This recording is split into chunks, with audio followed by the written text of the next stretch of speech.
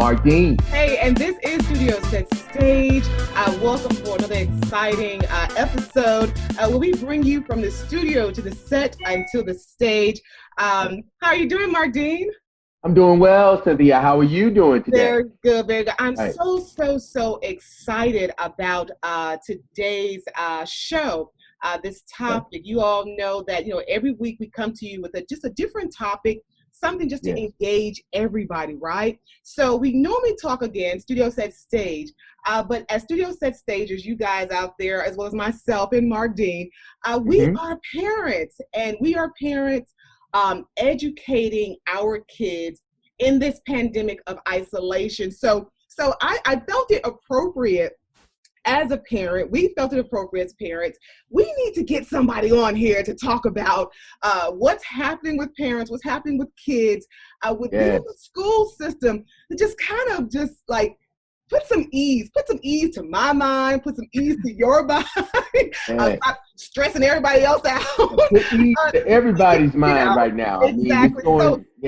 Yeah, so if you're watching, we have with us, I'm so honored to have her, Cobb County School Counselor, Maisha Davis, who is joining Studio Set Stage today. Yeah. Hello there and welcome. Hello, welcome, and thank you for inviting me to be on your show today. Thanks. Very cool. And then we also have Miss Galen Ferguson, who is a parent of a student here has a child in Cobb County Schools also. So just want to say welcome to you to Studio Set Stage. Welcome. Thank you. It's great to be here. Thanks for having me. Very cool. So listen, let's just go ahead and jump right into it. I just want to say, Miss Davis, what has it been like? Obviously, you're on the front lines. You're school counselor. So give me some of the initial things that you are having to deal with. I can imagine every single day. Well, it's schedules, especially for high school. It's, making sure that they're in the right classes, and once they get into the platform, because Cobb County is using the CTLS, that's the learning system that, all of our instruction is going through. So, students just, I'm not feeling this class, and, I don't think this is going to work. I don't think I can learn online, and is there another way I can do this? So just trying to come up with the ways that will help our students best engage, virtually. So it definitely has been a challenge for our students and for we counselors as well. Yeah, I can imagine. So let me ask you, and like I said, I am a parent too, and parents talk. We talk amongst ourselves or whatever. This is not just a small problem. This is a pretty big problem, right? Absolutely. I think one of the biggest things that I think we thought about it, but we really didn't think about it, was the disparities between the haves and the have-nots when it comes to access to technology. Wow. And so even if you have a device, do you have someone in the home who can help you navigate that device? Do you have someone in the home who can help you navigate CTLS, our learning system? And, we did produce videos to show parents how to use it. But, for me, it's kind of like driving. I can watch a video to drive, but until I actually get behind that steering wheel, I'm on the same thing for riding a bike. So that was one of the things that I feel like I've had to work with personally, because I too have little ones. And, my third grader, she does very well virtually. She was able to show me some things after, day one. But then my sixth grader, there are a few more challenges that we have to deal with there. So, but, getting those devices and making sure that they know how to navigate them, do they even have Wi-Fi? Like we gave devices to a lot of children, but then we didn't have Wi-Fi when a parent comes in and says, okay, so do you have a hotspot? And it's like, let us get back to you. But the district has been very, very helpful in trying to, and the community at large has been helpful in helping us to get those resources so that, our families can get what they need. And I know it's not 100%, but we are a whole lot better than we were when we left school in March. So I can tell you that. Yeah. I know Marq Dean wanted to ask also, parent, Galen, Miss Ferguson, what, as a parent, and I know you've been conversing with other parents also, what have you heard? What are you going through personally? Well, personally, I'm one of those that I'm able to work at home, but I have a second grader and a toddler. So yes, some of us can work at home, but we're working. We have jobs that we have to do. And then we're also helping with the projects and the assignments. We're, William is in second grade, so he's okay with the device. They're used to using certain programs in school, but navigating through the classes it's challenging. We all know. And that is probably the biggest thing right now is getting on the platform, navigating through the classes. Where am I supposed to be? What time? There's assignments that are due. They really don't have a lot of time to get the assignments done. So we stayed up on Friday night and did all of his assignments that were given out for for the first 2 weeks of school, just so we could get it done, get caught up, and let's get ready for the next week. But that is what the parents are really talking about, is navigating the system, getting the assignments done, and that's it. Really, the devices, having scanners and printers and copiers and knowing how to attach things. A lot of people, it's technical.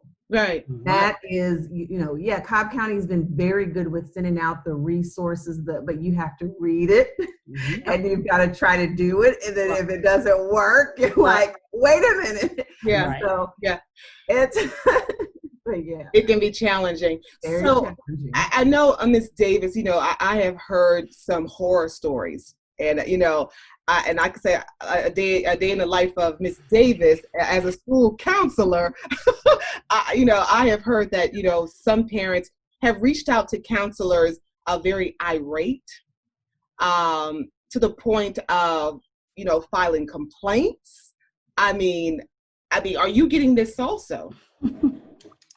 You laugh. Well, it has been challenging. I think one of the biggest things that, at least my team tries to let parents know is that we're not in the classes. If you don't have a child in Cobb County right now, you really have no idea what the CTLS portal even looks like. And fortunately, I do have a child in it, so I know I can help them navigate.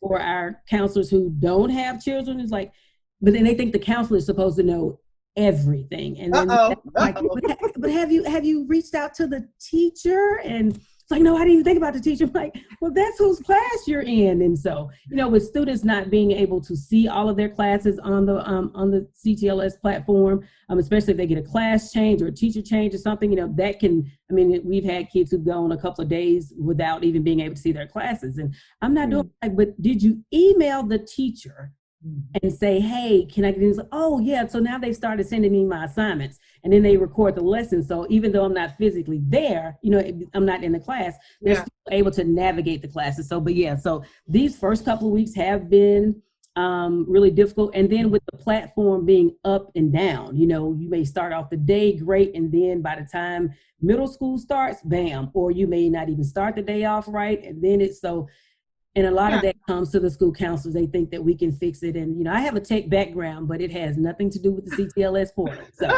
right. We just smile and keep going and just try to encourage them. Because for me, the last thing we want is for our students to be stressed. And I even put this on my Facebook page, the very first day of school, we could not get into CTLS. But the Sunday before, I had gone in and saw all the assignments that my baby needed to do. So what did we do while we couldn't get into CTLS?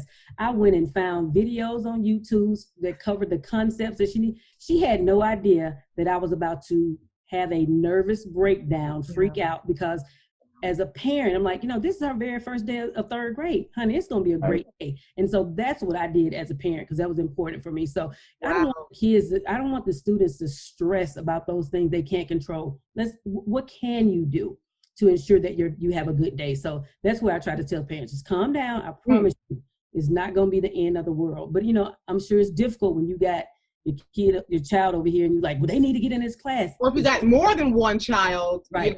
It's even worse. I know, yeah.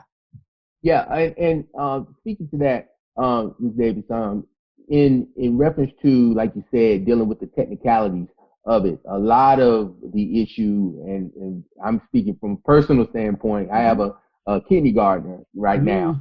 And just actually being able to log in, and from a virtual standpoint, you know, with school, you got regular class, it's very interactive, especially with kindergarten. You know, the lessons are very interactive. But you know, him having to sit there, and stay still, and say, hey, just stay still and listen, wait your turn, and all these things. You know, but in reference to that, Davis, as far as with the technicalities, that's what you've been really dealing with thus far to this point.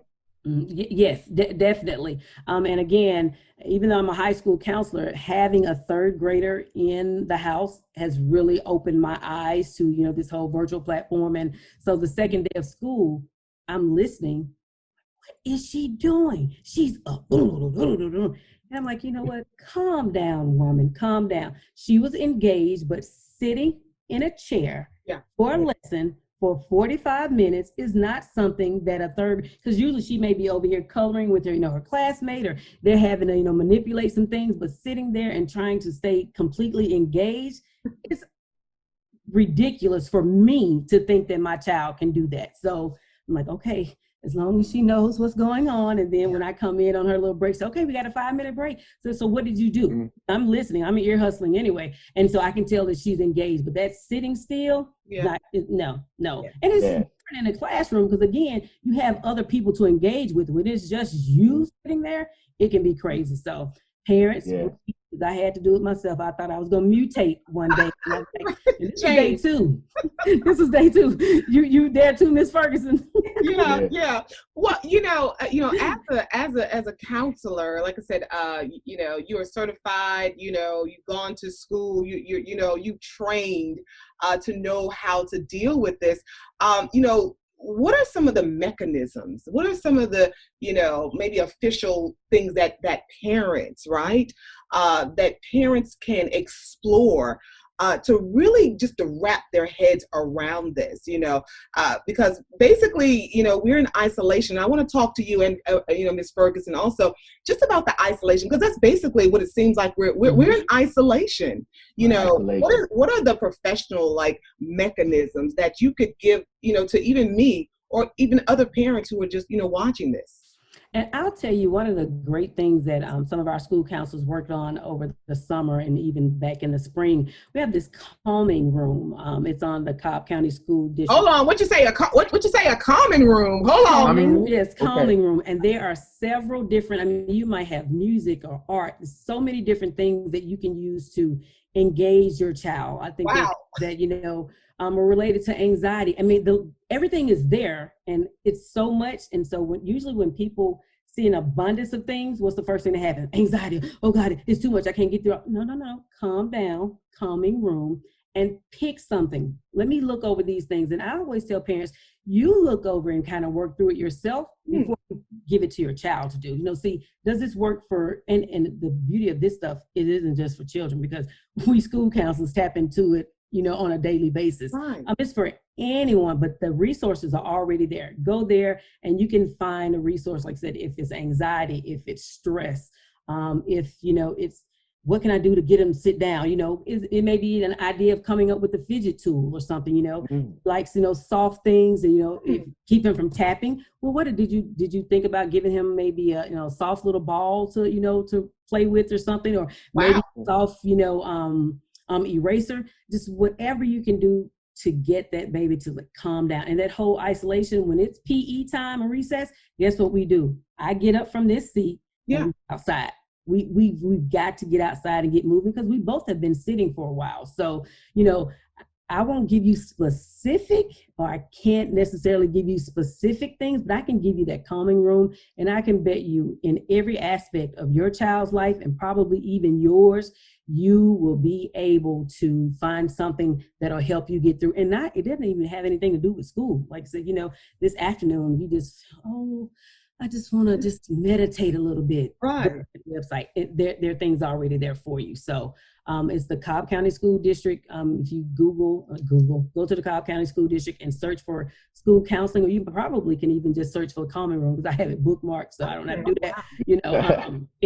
I'm telling you, it is a life changer for families. Again, like I say, you think about the child, but when the parent benefits from it more than the child, right. So definitely, almost it's like a woosah calming. Yeah, and we had no clue about it. Like, this is absolutely amazing. Only here on Studio Set Stage. Miss Ferguson, when you hear a certified counselor, talk about the calming room, what does it sound like to you? Like, thank you. I'm so glad she's on here. I'm so excited. I just don't even want to talk. I want to listen to everything she has to say. Seriously. I'm looking for it right now. Google it. She was bookmarking right then, right? Yeah, I am. Bookmarking. I'm telling you. In this space that we're going through right now, that is what I just feel so bad for all the parents that's, maybe not fortunate to work from home and they have grandparents or aunts or older sister.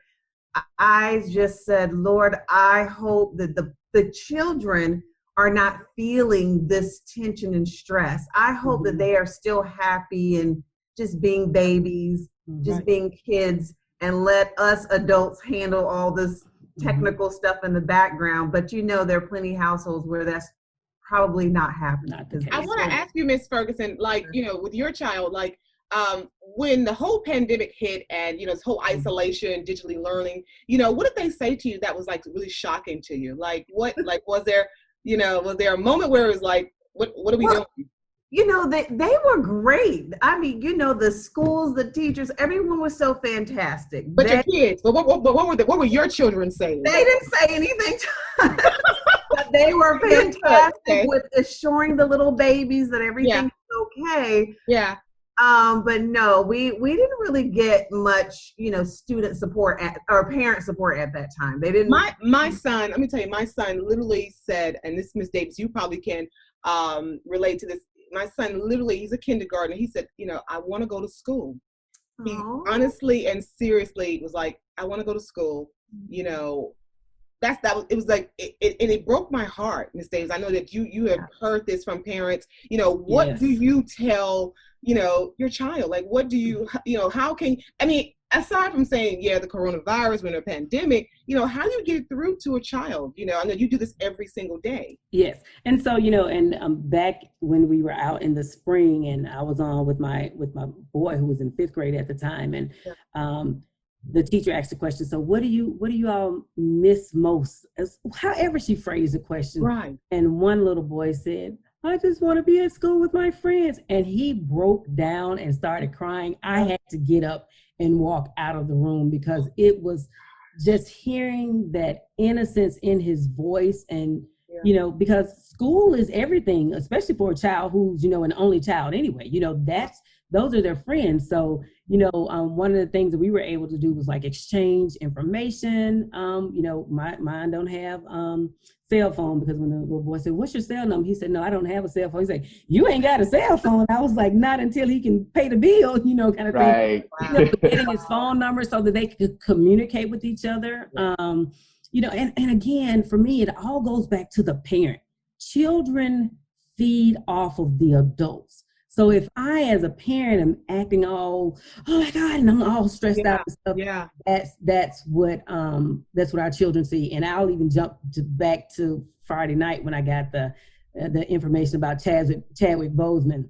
Yeah, I have no idea that Black Panther is no longer with us in that form, because I haven't come to a grip myself with how I'm even dealing with that. I'm dealing with it. And, I got to get me together before I can even talk to my children about it. And so sometimes, because the kids are always on the internet and they see everything on social media, but they're in 3rd and 5th grade, they shouldn't even be on social media, but that's a whole other story. Right. That's a whole other story. Right. That's a whole other something in and of itself. So I was like, so my children have no idea that he doesn't, he's no longer with us. Ours either. No. Yeah. But being the parent and making sure that you're okay, so I was able to go back and talk to the class and say, guys, it's going to be okay. Just understand safety. When we talk about, we took them not being in school to just thinking about when you're sick. Yeah. And when you get sick and you can't go to school, you really, really want to be at school with your friends, but you can't be because you're sick. And then when you come back and one of them is gone because they're sick, but one day when everybody is well, we're all going to be able to get back together and you're going to be able to come back friends. And so that kind of helped for that moment, but then we've done birthday party drive-bys and stuff. And a lot of times they just want to see somebody and not like on the camera. If I saw you in Walmart, oh my God, that kind of thing. And we kept it moving, but just being able to see their friends and talk to them and know that they're okay. Because deep down, I know when the children heard sickness and coronavirus, it could have been really scary for a lot of children. Yes, and so, but to see their friends and know that, oh, you're okay. Yeah, I'm fine. We just can't come to school and play with each other right now, but I'm okay. So that's very important. Just try to keep the children calm and you figure out what will make you feel better. You don't have to have a PhD to be able to say, okay, my baby is in crisis right now. What can I do so that he or she doesn't suffer? So if that means take their whole little old minds off of it and y'all talk about it, like, let's go get some ice cream. Let's do this. Let's do that.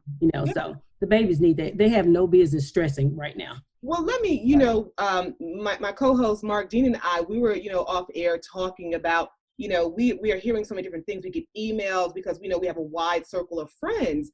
And it has even, let's go from the standpoint of your colleagues, fellow school counselors and psychologists. I have heard of one or two incidences where certain counselors have said, this is too much for me. And they have chosen to sit out this year or to leave their school. And I was floored when I heard that actually happening. And just wanted you to speak to that. This is not affecting, the parents, the kids, but also the experts. You're an expert in this field. Mm-hmm. When I got into school counseling, or when I got into education, period, this is my 19th year. Wow. I wanted to work with children. And never in 18 and a half years, which would have been this past spring, did I think that I was going to be doing school counseling virtually. I was going to be having Teams meeting with students.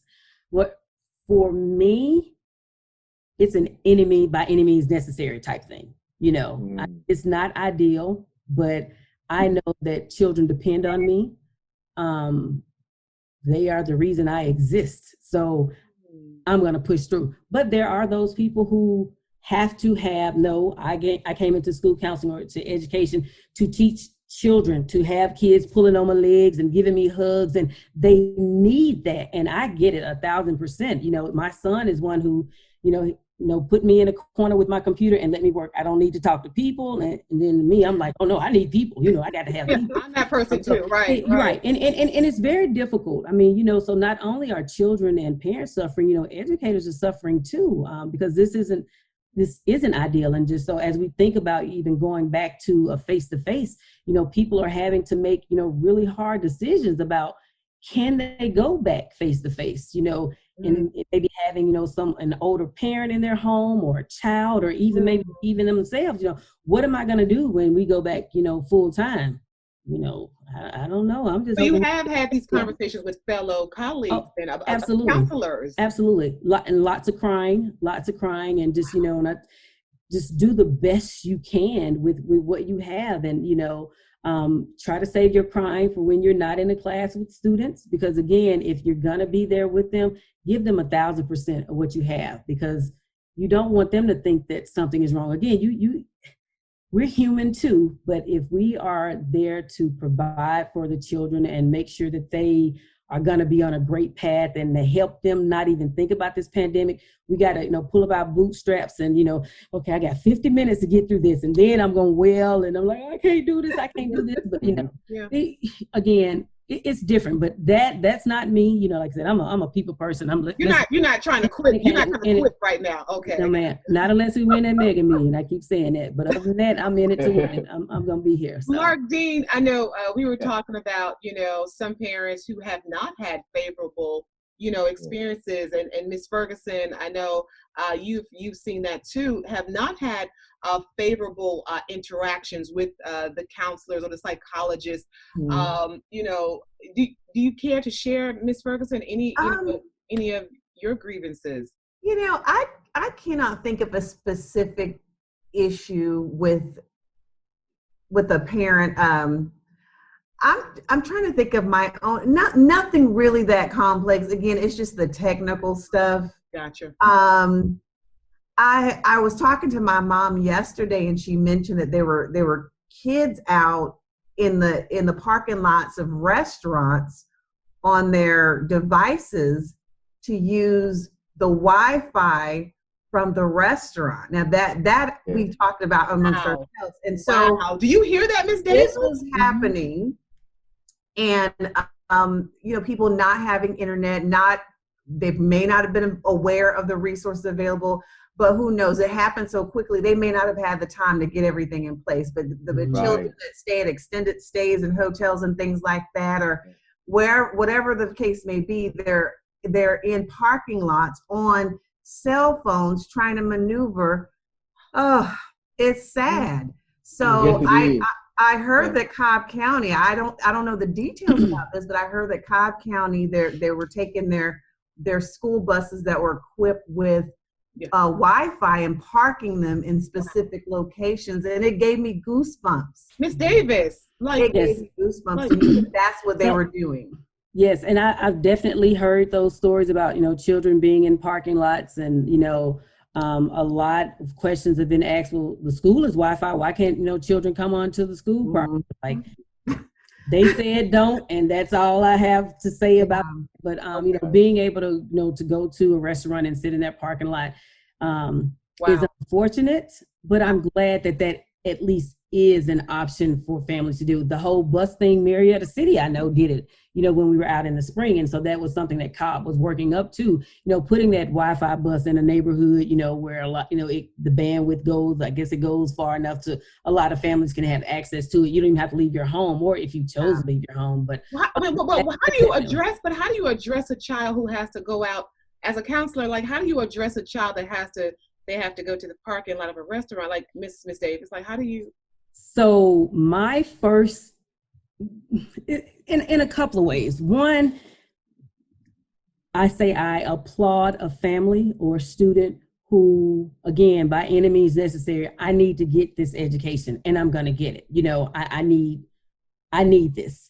And if I have to go and drive up to McDonald's or the Starbucks parking lot and get it, then okay, but I'm not going to miss school because I understand how important school is, because it's just as easy to say we don't have Wi-Fi and be done with it, and you got laptops and phones sitting in your house and be done with it. It's just as easy to do that as it is to go right down the street to the McDonald's parking lot. Nobody's going to come out there and put you out of the parking lot. At least I don't suppose they will.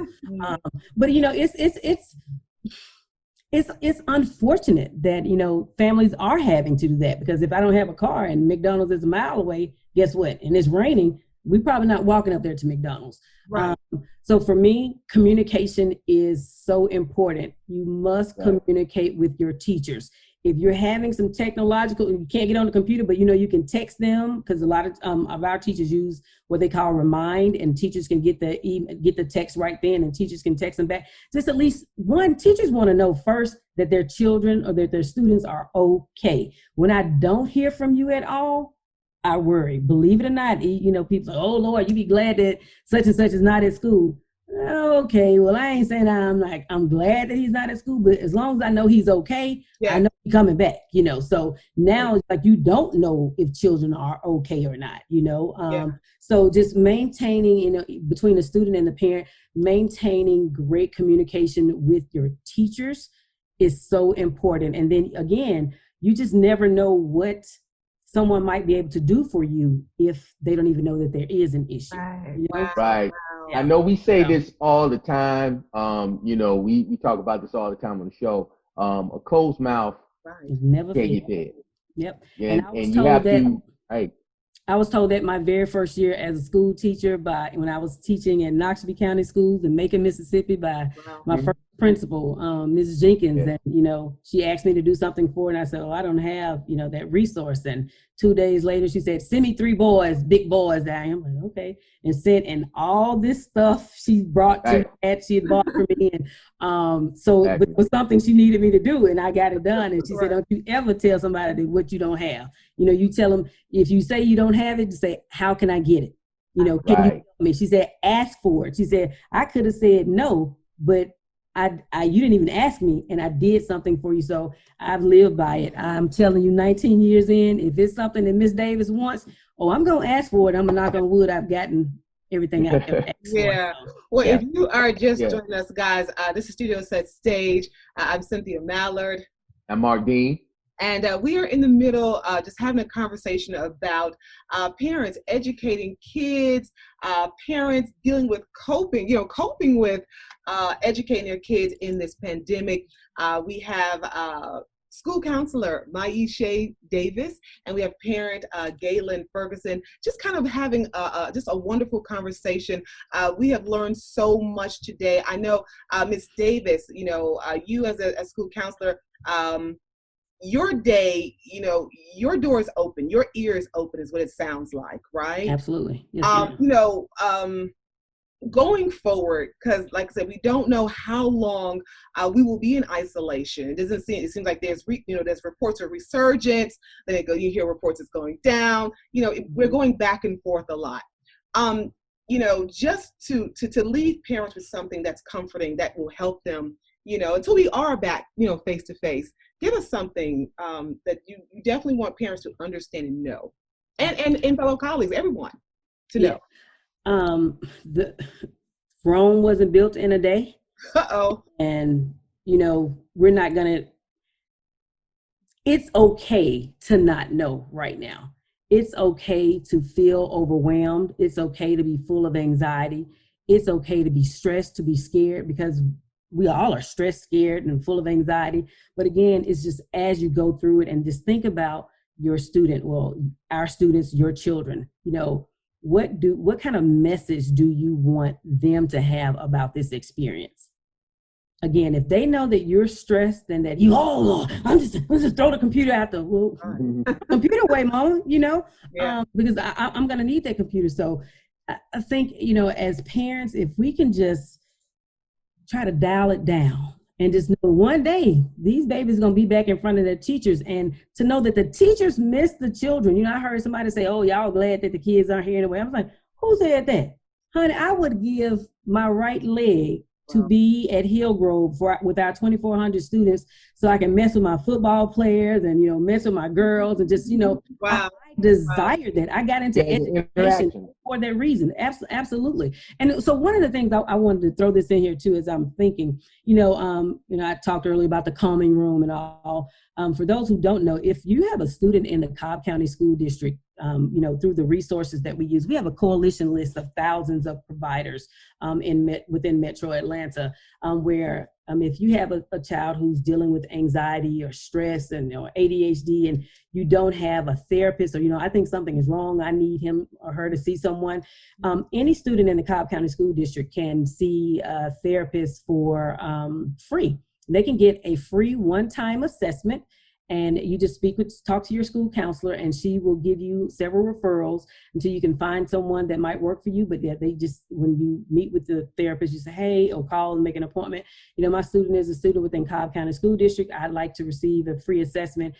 She's really dealing with a lot of anxiety, and, I just want to, see what's going on. And then so you can receive that, and then they can walk you through, after their assessment, what are some options for you. So that's one of the things I think that a lot of our parents don't know and don't use. They try to go through their doctors and stuff, like, well, hey, you can get one time free, free, as opposed to not needing your copay and all, because again, who knows who has insurance and stuff these days. So at least if I can at least find out if there is something, then I can be on a track of trying to find some funds to take care of whatever it is. So there are resources. Please use your school counselors and social workers, to help you.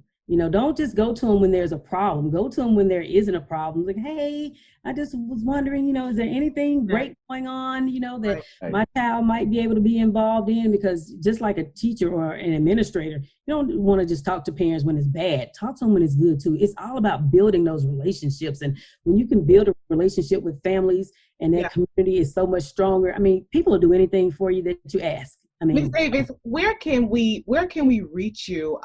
obviously you're at Healing Grove High School, right? I'm at Hill Grove High School. How can we reach you? So on social, it can be social, yeah. Oh, well, I don't play with social a whole lot with folks, but Hill Grove School Counselors has an Instagram. We have a Twitter. And in my email, I can easily, send some resources through email. So my email is myesha.davis@cobbk12.org. So it's myesha.davis@cobbk12.org. And so any resources that I can share with you, I'm definitely all about doing that, because again, my goal is just to make sure not only that my students and, y'all's babies are okay, but the parents, if the parents aren't right, anything for the babies. So. Very good. And Ms. Ferguson, anything that you would like to just impart, to parents such as yourself, dealing with this, primarily. Yeah. I absolutely love the information from Ms. Davis. Thank you. I have all my notes written down, and I'm going to share this to all my circle of parents. Yeah. But I think that is the key, is to stay engaged and informed with the counselors and the schools and the teachers. Just have our own little support group. Is that what you're going to be doing? I am going to be doing that. I kind of, how you're not really sure how the parents and your teacher, the parents in your class, your students' class, you don't really know how, because we're virtual, we can't see them, we didn't do a meet and greet. So I kind of sent out an email to everyone like the first week, just asking if anyone was having issues, and a couple of people replied, because I just kind of wanted to know what everyone else was saying. So, wow. But it would be nice if they would open it up and maybe send us out the contact list of the parents, because you know how some people are. They don't want you to start contacting them and asking for help. But that is what I'm going to do. Stay connected and kind of build that little circle of 10 or 15 parents that we can exchange information. I like that. I'll definitely be on the Cobb County Calming Room as well. Yes, share. They put a lot of work into on that page for it not to be used. So, and not just Cobb County, anybody in the world who can access it, So Marq, we learned a lot, didn't we? Yes, we did. We learned, what I bring from this is, going back, communication is key. A closed mouth doesn't get fed, and there are resources out there. So information is power, and during this time of uncertainty, like you say, one thing that's certain is uncertainty, but you have to stay aware, be aware, and use the information to and pass it on. Like Gail, you said, you taking this information, and that's the purpose of this, is to give access to the information, so you can use it to make the best out of a situation, where you might think, oh, there's no hope, or we in dire straits. No, there's always, when you get the information, you can always better the circumstance. Absolutely. Absolutely. Well, guys, like I said, you only heard it here at Studio Set Stage. What a wonderful, wonderful show. I just want to thank you guests so much. Of course, Studio Set Stage, you can catch us on all platforms, Facebook, Instagram, everywhere, wherever you get your podcasts, right, Marq? Yes, and you can listen to us on Apple Podcasts, Spotify, radio.com, and Google Podcasts. So please tune in. Yep. And definitely, we love the feedback. You could have been anywhere in the world, but we're so glad that you're here with us.